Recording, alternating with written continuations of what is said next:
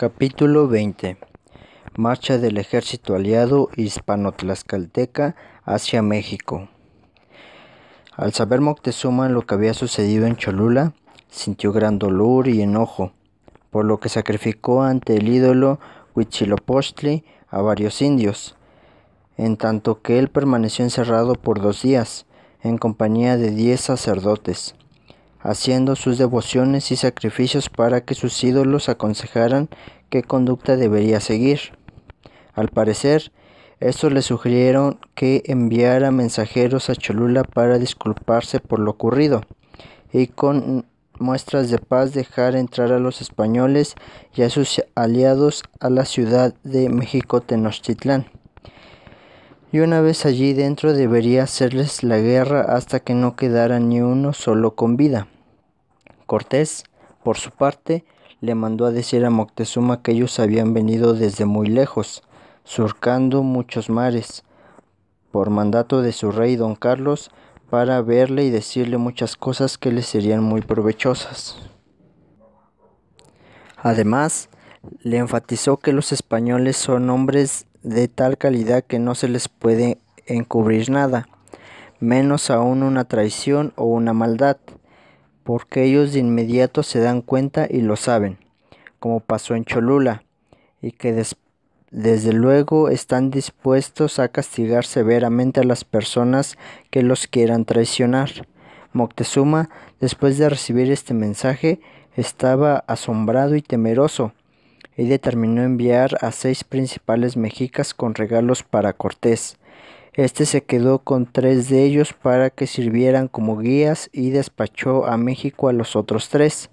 Los caciques de Tlaxcala, al enterarse de la decisión de Cortés de continuar su camino hasta México, le enviaron a decir que ya le habían dicho muchas cosas, que mirase lo que hacía y se guardase de entrar en tal recia ciudad, donde había tantas fuerzas y tanta multitud de guerreros, que de un día para otro les darían guerra y temían que no podrían salir con vida.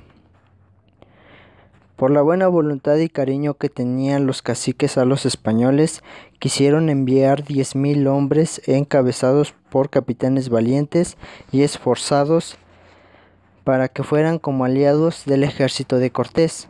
Este consideró que no era propio llegar a Tenochtitlán con tanto acopio de guerra y menos aún con tlaxcaltecas, que eran tan grandes enemigos de los mexicas. Por lo tanto, solicitó solo a 1,000 hombres para que los ayudaran a llevar las armas y para arreglar y limpiar algunos caminos. Los guerreros de Zempoala, que habían venido acompañando a Cortés desde su tierra hasta Cholula, al enterarse de que iban a seguir su camino hasta México, desistieron de acompañarlo, a diferencia de los tlaxcaltecas, señalando que tenían por cierto que si allá iban habrían de morir junto con los españoles y sus aliados. Cortés se puso en camino para México a principios del mes de noviembre de 1519, con un ejército de aproximadamente 6,000 hombres integrado por españoles, tlaxcaltecas, cholultecas y hueyotzincas. Le informaron que había 2 caminos para llegar a México Tenochtitlán, uno abierto y libre que conducía a la ciudad por Chalco, pero en el que muy posiblemente se les tendería una trampa o una emboscada por sus enemigos, y en el otro camino que conducía a la ciudad pasando por Tlalmanango, que se encontraba cubierto por árboles recién cortados que obstaculizaban el tránsito de hombres, armamento y caballos. Cortés, por temor a la emboscada, decidió tomar el camino difícil, donde tuvieron que ir quitando árboles y despejarlo para el paso tanto del ejército como de los caballos. En esta empresa desempeñaron una enorme labor los aliados tlaxcaltecas. El ejército llegó a una prominencia llamada Itaulco, situada entre los 2 grandes volcanes, Popocatépetl e Iztaccíhuatl, desde donde pudieron contemplar el maravilloso Valle de México. Continuaron su camino por las poblaciones de Amecameca y Tlalmananco, lugares donde fueron muy bien recibidos y tratados, y les dieron muchas quejas de Moctezuma y sus ministros. Cabe hacer notar que muchos hombres de estas poblaciones se encontraban en el camino. Por sugestión o influencia de los tlaxcaltecas, se iban uniendo para engrosar las filas del ejército de Cortés. Pasaron luego a Ayotzingo, situado en la ribera meridional del lago de Chalco, donde recibieron la visita del rey de Texcoco, y se dirigieron luego a Cuitlahuac, población fundada en un islote en medio de dicho lago, donde el señor que gobernaba se quejó con Cortés de la tiranía de Moctezuma, así como también le informó de lo consternado que éste se encontraba por los oráculos de los dioses, los fenómenos que se habían visto en el cielo y los triunfos de las armas españolas. Hicieron después una visita a la corte de Texcoco y de ahí se encaminaron a Iztapalapa para hacer su entrada a la gran ciudad de México, Tenochtitlán. Capítulo 21. Factores que intervinieron en la conquista de México. Resulta verdaderamente difícil comprender cómo un escaso contingente de hombres, por bien armado y equipado que estuviera, y por muchos adelantos que poseyera, como las armas de fuego, los caballos, las armaduras y la buena organización, pudieran derrotar a un imperio tan grande y en pleno esplendor, como era el mexica o azteca, constituido como una verdadera potencia militar. Si los españoles eran grandes guerreros, los aztecas no se quedaban atrás. La diferencia del armamento superior para los españoles era suplida con creces por la superioridad numérica de los mexicas. Entonces nos preguntamos, ¿qué fue lo que sucedió? ¿Por qué ese pueblo tan grande y tan valeroso, que había extendido su imperio y su dominio, se dejó vencer por un pequeño grupo de extranjeros advenedizos? Para intentar dar una respuesta satisfactoria a esto, se requiere analizar varios factores.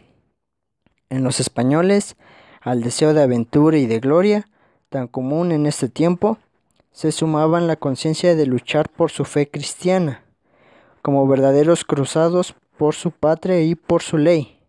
Además, es indudable que la codicia, la sed de oro y de poder jugaron un papel importante. Se sentían en su empresa plenamente apoyados por Dios y por la Virgen. De ahí que usaron en sus estándares estampas e imágenes. Y en cada población por donde pasaban, acostumbraban a hablarles de la nueva fe y colocar una cruz grande, así como la imagen de la Virgen. En las batallas también tenían por costumbre invocar al apóstol Santiago, el que milagrosamente daba el triunfo, aunque estuvieran rodeados por miles de enemigos, como pasó en Tlaxcala en uno de los primeros combates. Es decir, para el español se trataba de una lucha religiosa, de una guerra santa, y al ser ante todo hombres de fe, esta misma los hacía lanzarse en los combates y salir adelante victoriosos. En ningún momento se sintieron abandonados por su Dios, sino por lo contrario, ayudados y asistidos por él. Entre los aztecas, en cambio, existieron dos situaciones que consideramos fueron determinantes para la derrota.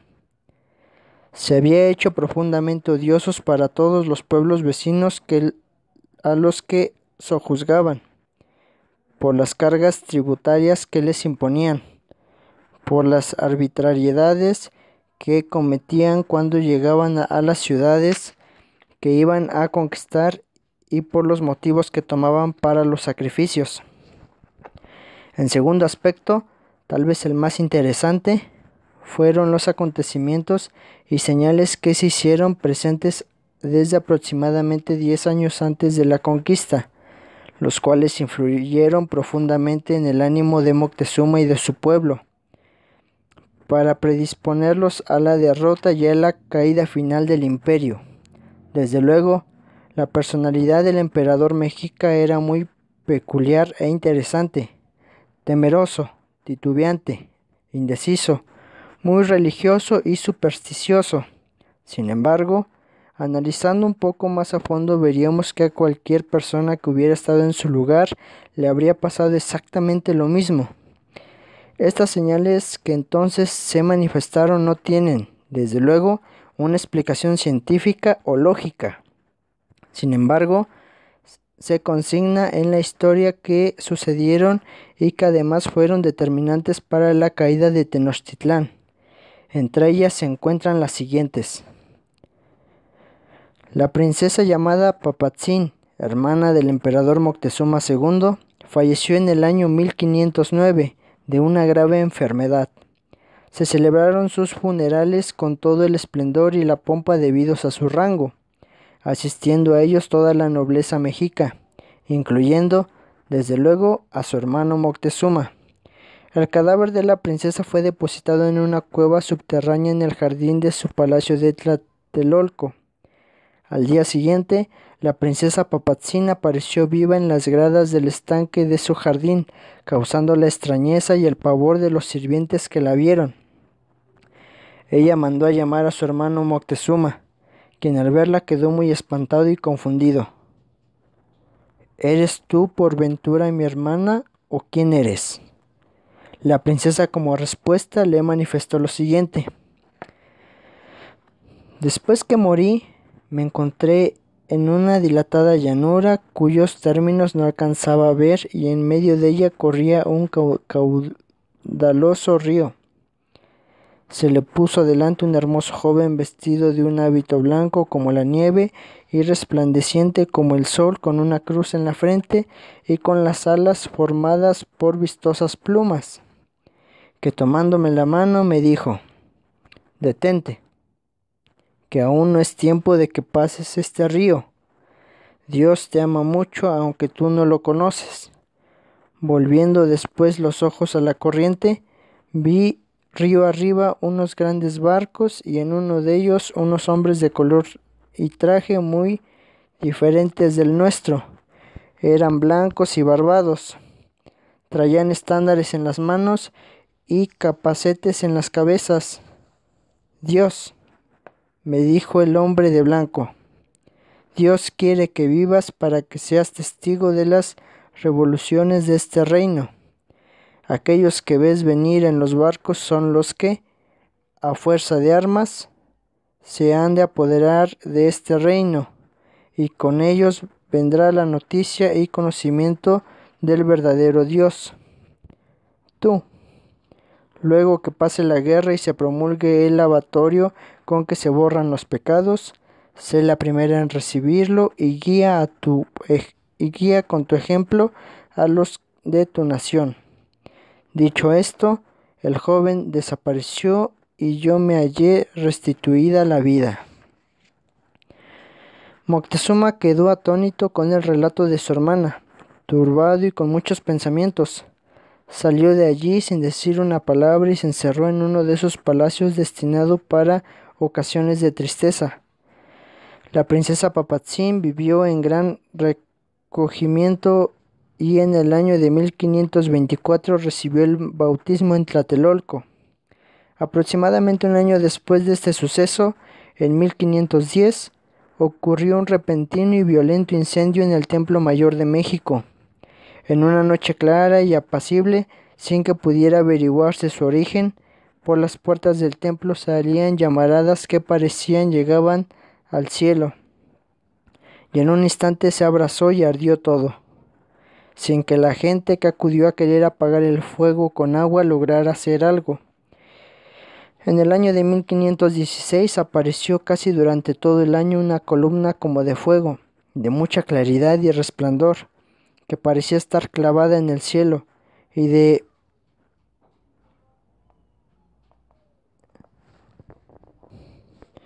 la medianoche hasta que amanecía, en que era vencida por los rayos del sol sin que los pobladores se hubieran podido explicar qué significaba aquel fenómeno que les causaba consternación. Por estas mismas fechas, la Laguna de México, donde estaba sentada la ciudad, empezó a presentar, también sin ninguna causa aparente que lo desencadenara, un gran movimiento de sus aguas, las cuales parecía que hervían, levantándose a gran altura, de tal suerte que llegaban a bañar a más de la mitad de las casas de México, muchas de las cuales se cayeron y se hundieron. Otro prodigio o señal que muchas veces en la noche se oía la voz de una mujer que a grandes voces lloraba y decía, entre sollozos y suspiros, «Oh, hijos míos, del todo nos vamos a perder. Oh, hijos míos, ¿dónde os podré llevar a esconder?». De ahí parte, ya en la época colonial, la famosa leyenda de La Llorona. Los cazadores de la Laguna de México capturaron una ave parda, a manera de grulla, de aspecto muy extraño, porque venía en la cabeza una como diadema con una forma de un espejo redondo y muy diáfano.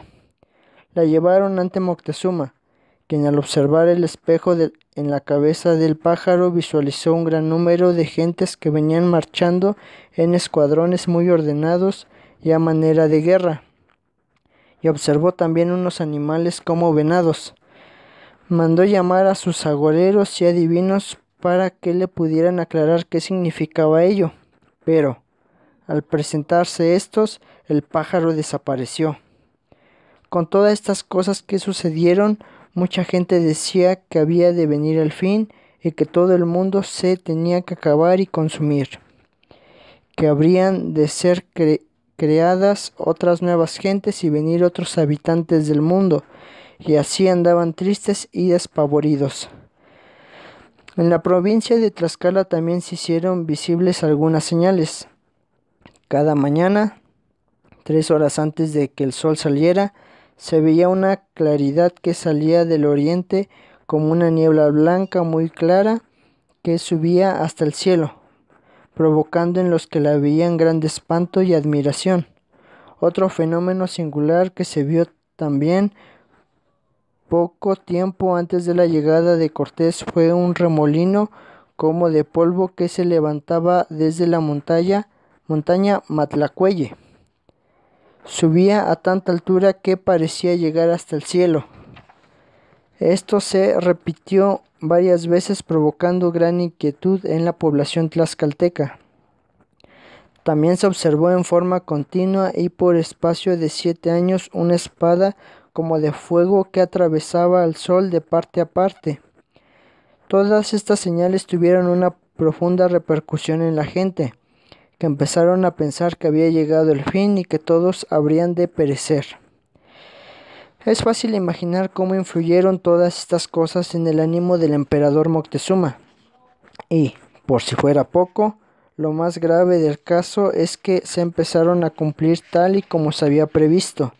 Esto, aunado a los oráculos de los dioses y a los triunfos de las armas españolas en los primeros combates, hicieron que el rey mexica se sintiera derrotado antes de combatir, abandonado por los dioses, solo, totalmente solo, a la cabeza de un pueblo que tenía la certeza de que iba a morir porque sus dioses así lo habían determinado, porque ellos los habían abandonado.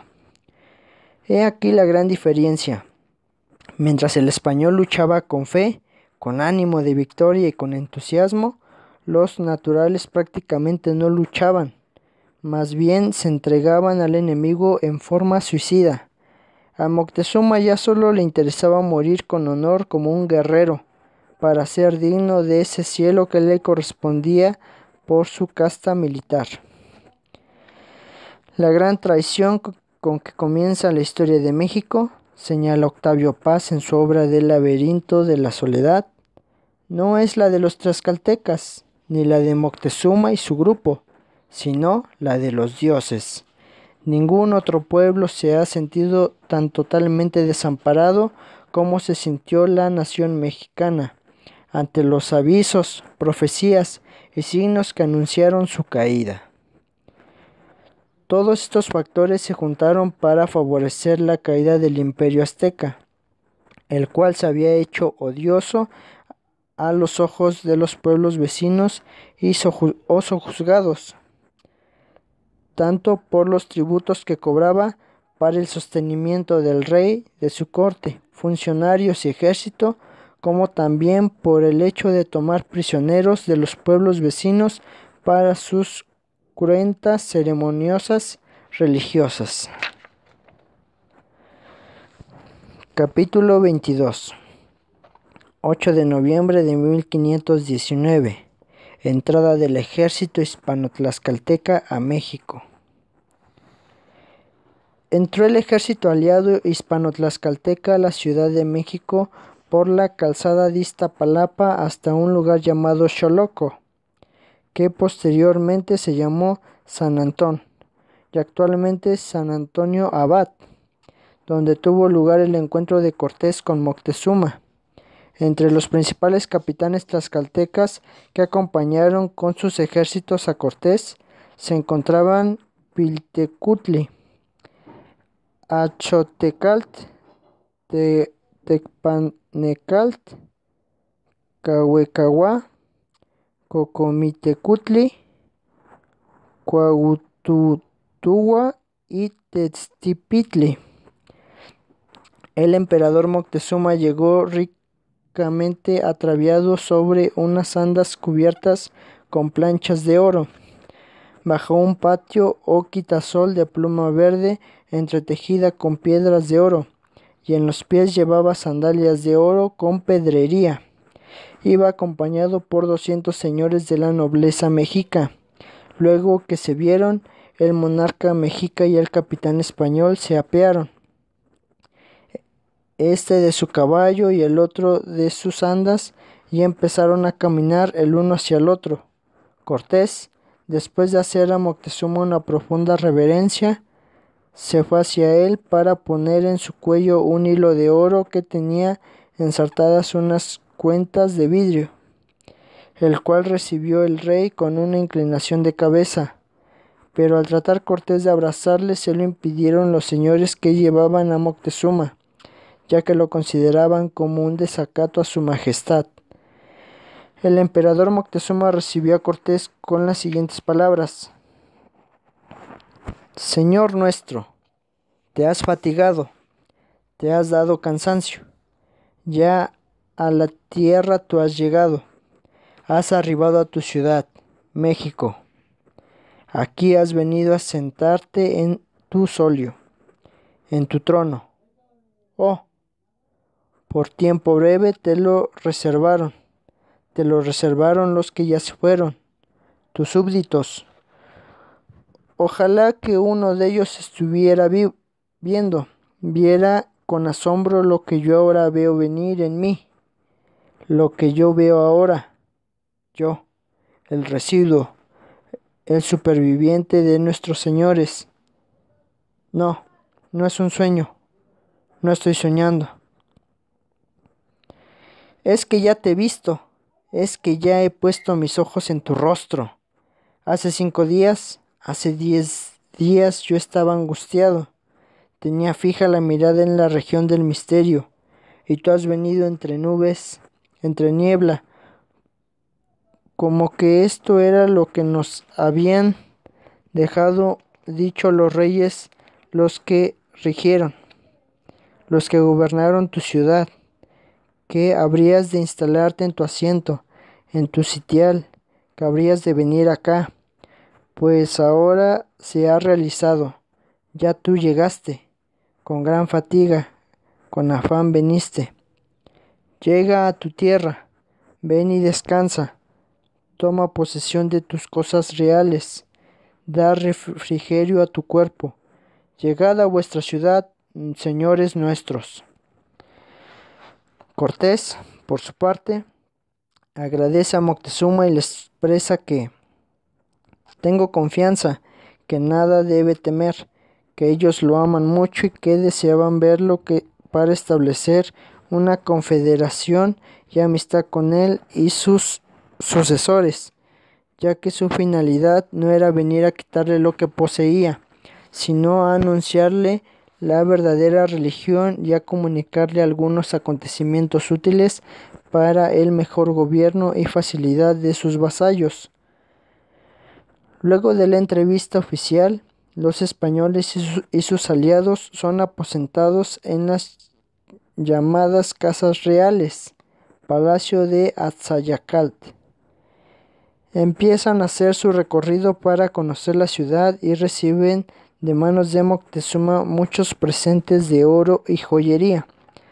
Después de 2 días de estancia, llegaron a México 2 tlaxcaltecas muy secretamente con unas cartas de la Villarrica de la Veracruz, donde le comunicaban a Cortés que Juan Escalante y 6 de sus hombres habían muerto a manos de los nativos. Moctezuma fue culpado de esto y decidieron tomarlo prisionero.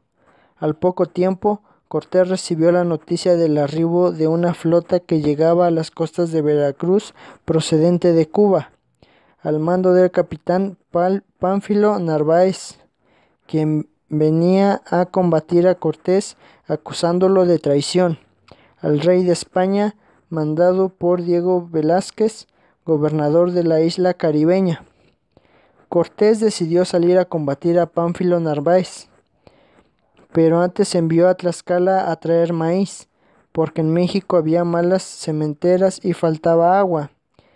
Le enviaron de esta ciudad el maíz, gallinas y otros bastimentos que le dejó al capitán Pedro de Alvarado, quien se quedó como jefe de las fuerzas hispanas que permanecieron en México, mientras Cortés iba a combatir a Narváez.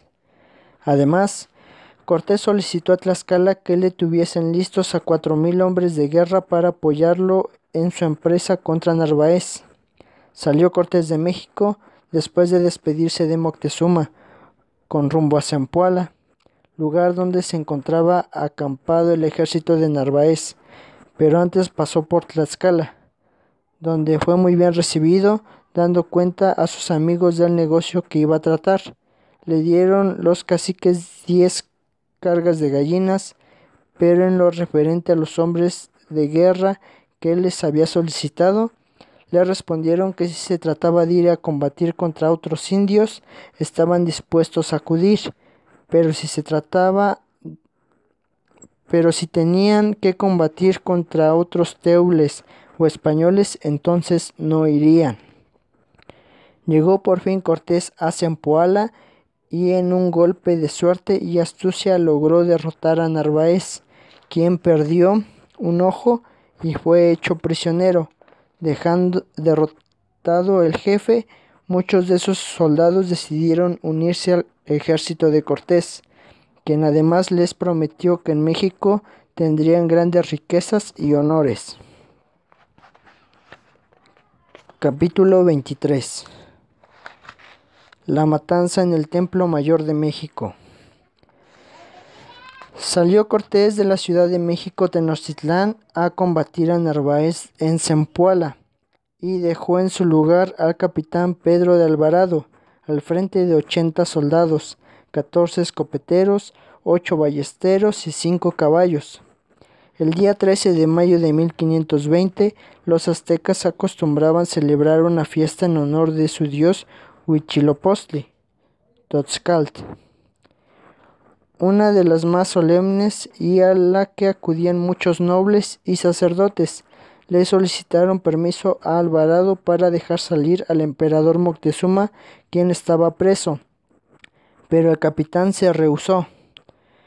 Los mexicas comenzaron muy tranquilos su fiesta, bailando unos 400 señores tomados de la mano y sin armas, y como otros 3,000 estaban sentados viéndolos. No se sabe a ciencia cierta cuáles fueron los motivos que tuvo Pedro de Alvarado para realizar la matanza. Algunos historiadores suponen que por la ambición de los españoles de despojar de sus joyas a los nobles aztecas. Otros afirman que por temor a ser atacados decidieron ellos tomar la delantera, porque el que anticipa lleva ventaja, o el que acomete vence. Otros piensan que posiblemente por intrigas los tlaxcaltecas hicieron creer a los españoles que serían atacados por los aztecas con ocasión de la fiesta. Lo cierto fue que el bello y cruel Tonahuit, Pedro de Alvarado, tomó una determinación tan sangrienta como temeraria, que costaría a la postre muchas vidas. En la visión de los vencidos de León Portilla, compendio de relatos de los mexicas sobrevivientes a la conquista, con referencia con crudo realismo a las escenas que se desarrollaron en el patio o atrio del Templo Mayor de México. Los españoles les vienen a cerrar las salidas y ya nadie pudo salir. Dispuestas así las cosas, inmediatamente entran al patio sagrado para matar a la gente. Van a pie, llevan sus escudos y espadas, cercan a los que bailan y dieron un tajo al que estaba tañendo el tambor o teponaztle. Le cortaron ambos brazos y luego lo decapitaron. Lejos de caer su cabeza cercenada, al momento todos acuchillaban, alancean a la gente y le dan tajos. Con las espadas los hieren. Algunos los acometieron por detrás e inmediatamente cayeron por tierras dispersas sus entrañas. A otros les desgarraron la cabeza. A otros les dieron tajos en los hombros, hechos grietas, desgarrados que quedaron sus cuerpos.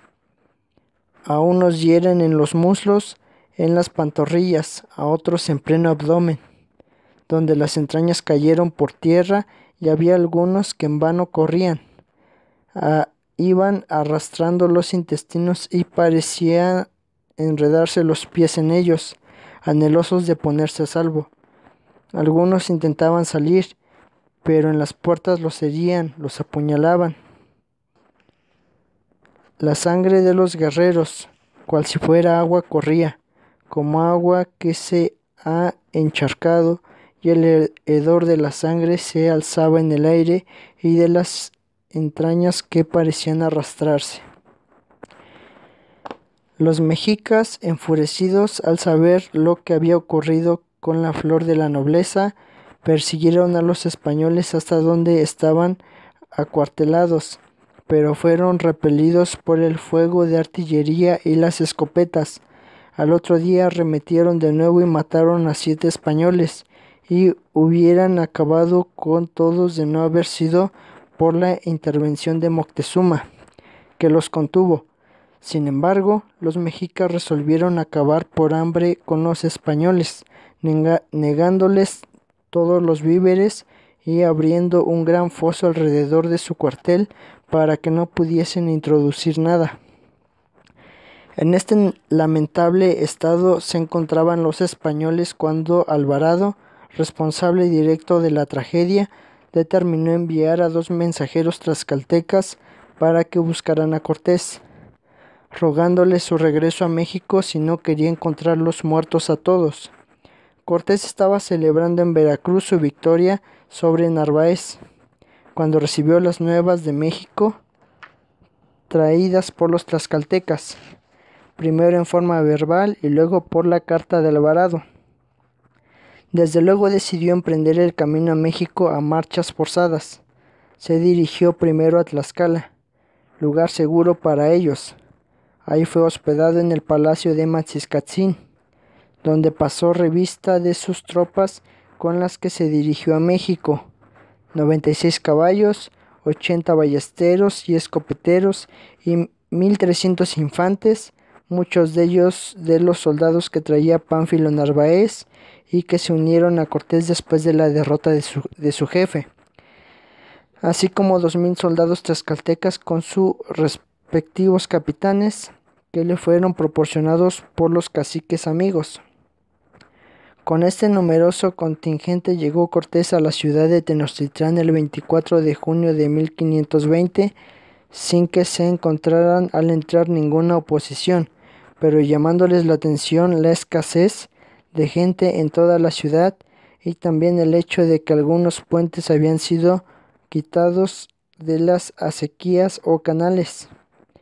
Tal parecía que se habían levantado el cerco solo para que los españoles entraran confiados a la ciudad y allí dentro pudieran acabar con ellos. Tenochtitlán se veía con las calles cortadas por zanjas y los puentes levantados. Los mexicas ya no les llevaban víveres y el mercado permanecía cerrado. Cortés ordenó a Moctezuma que lo abriera y éste le contestó que tenía que ir por la orden de Cuitláhuac, su hermano, el cual al ser liberado se erigió como caudillo de los mexicas.